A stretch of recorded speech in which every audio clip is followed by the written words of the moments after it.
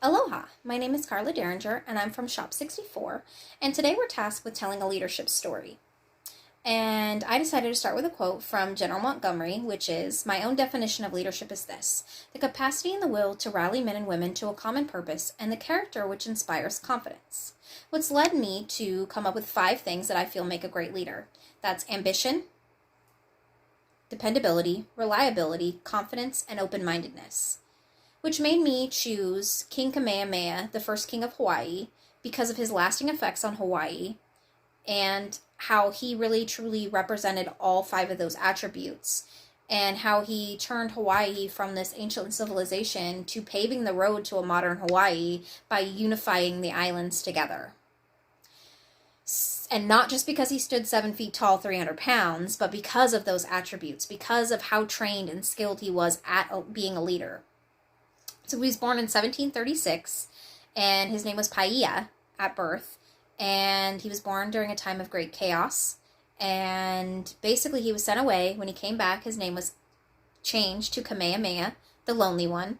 His father had passed away, and so his uncle took it as a time to give him intense training in the arts of being a great leader, which in his terms, or in this day and age, it was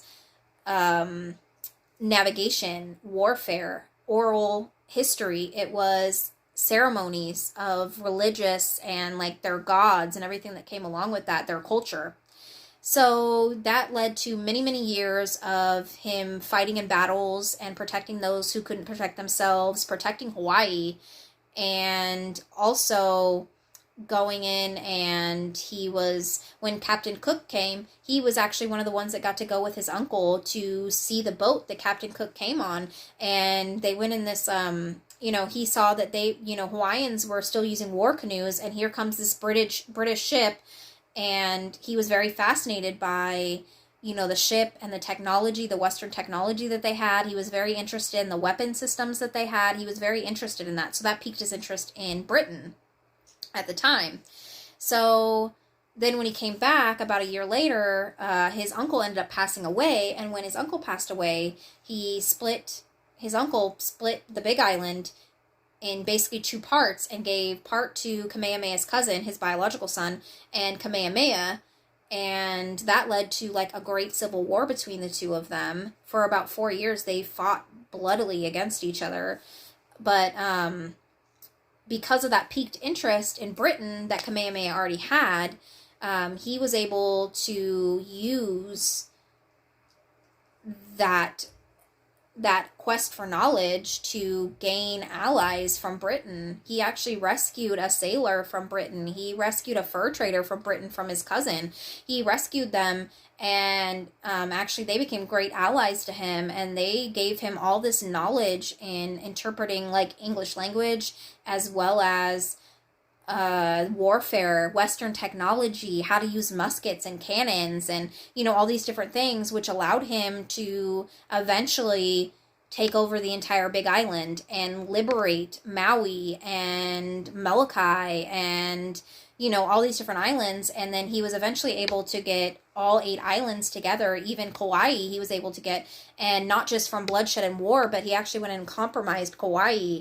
So he was able in 1810 to make Hawaii a unified island. He made one legal system using the Kapui system, which was obey or die. But hey, it protected the islands, though. It protected them, and it made people know he was serious.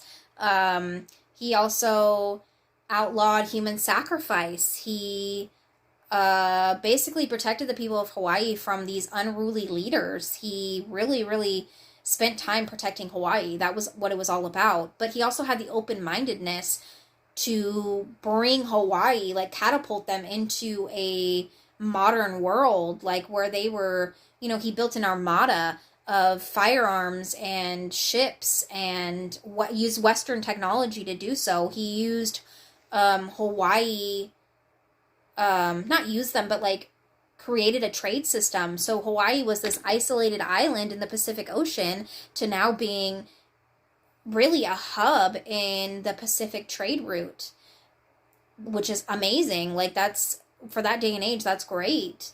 He brought them from using like weapons. Traditional Hawaiian weapons were wood or stone or animal bone, which served their purpose at the time, but to modernize yourself is hard work, and it took a lot of his open-mindedness, honestly, and leading Hawaii to using muskets and cannons, and also gave them the training to back that up.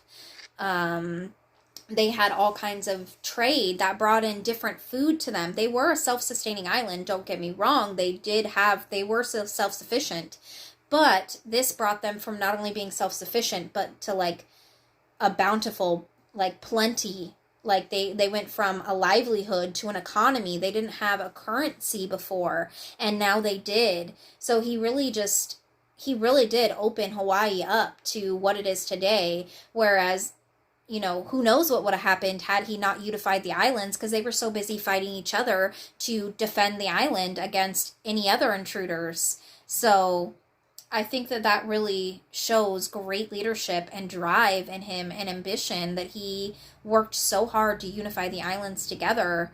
And it shows dependability, because he never turned his back on anything. He never turned his back on his own traditions, but still wanted to learn more, like his quest for knowledge there. I think that has such an impact on Hawaii today because of all of this. This is made Hawaii exactly what it is today. And there was things that happened later on, but still, like, he has such a lasting effect in Hawaii, and that's why. Mahalo.